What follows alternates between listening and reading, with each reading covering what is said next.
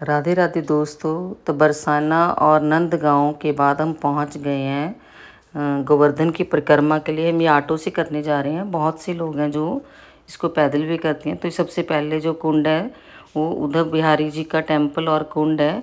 तो कहते हैं कि उद्धव जी आज भी सखियों के लिए यहाँ पौधों के और घास के रूप में रहते हैं। तो ये उद्धव कुंड है। इसमें ही अभी भी उद्धव जी जो उनके परम मित्र थे कृष्ण जी के, अभी भी इस कुंड में रहते हैं। तो ये पहला था। उसकी वजह देखिए बहुत से लोग पैदल भी ये यात्रा कर रहे हैं। मैक्सिमम लोग इसकी पैदल परिक्रमा ही करते हैं। तो ये देखिए, और कई लोग तो दंडवत तरीके से भी इसकी परिक्रमा करते हैं। तो हमने ये छोटी परिक्रमा और मिक्स की थी। ये राधा कुंड है। तो राधा कुंड भी एक वो जगह है जहाँ पर कृष्ण जी गायें चराते थे। तो कहते हैं कि एक बार एक राक्षस ने एक बछड़े के रूप में यहाँ कृष्ण जी को मारने आए थे। तो कृष्ण जी ने उन्हें मार दिया था। तो फिर उन्होंने अपनी बांसुरी बजा के एक कुंड बनाया था। तो इसकी के बिल्कुल साथ में तो ये है राधा कुंड या श्याम कुंड भी बोलते हैं इसको। तो ये कुंड जो है तो ये राधा जी ने प्रकट किया था। और कहते हैं कि पांडव भी यहाँ पे आए थे। तो ये दोनों कुंड साथ साथ में हैं। तो छोटी परिक्रमा में ही ये दोनों कुंड जो हैं वो आते हैं।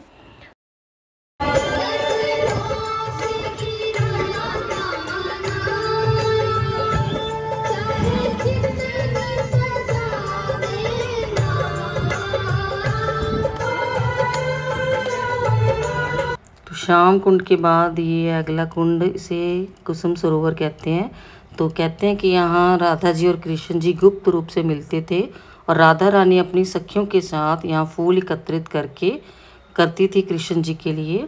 तो ये देखिए बहुत ही सुंदर। हमें तो ये बंद मिला तो इसलिए हम अंदर तो नहीं जा सके, बाहर से ही हमने इसको देखा।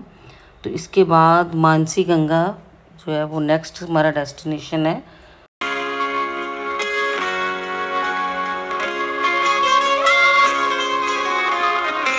जो छोटी परिक्रमा है वो मानसी गंगा के मुखारबिंद पर ख़त्म हो जाती है।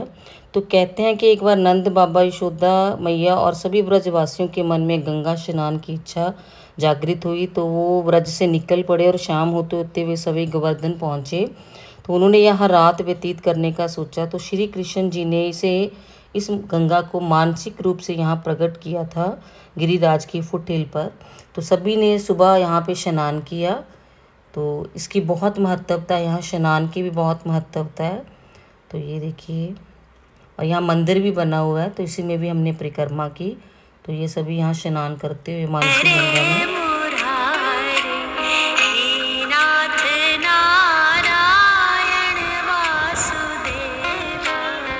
निकल पड़ गए हैं मानसी गंगा से। हम जा रहे हैं। तो यह पुंचरी का लोटा। तो भगवान श्री कृष्ण के ये परम मित्र थे। तो यहाँ आना आवश्यक है, अन्यथा आपकी जो गोवर्धन परिक्रमा है वो पूरी नहीं होती। तो ये है पुंचरी का लौटा।